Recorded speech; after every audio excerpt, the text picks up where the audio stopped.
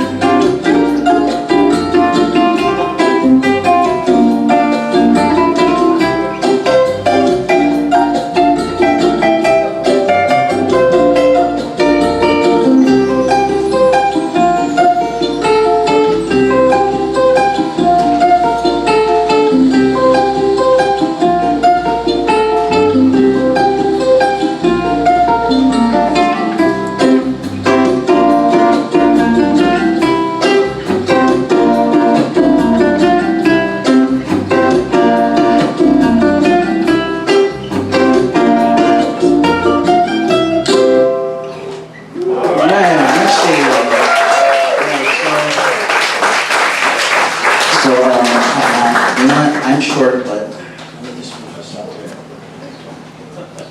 There, that's better. So it went from playing songs, going to the studio, recording, and then putting the recordings into this thing or a phone and minusing the part I'm going to play. So that's kind of like what I do when I do my solo thing.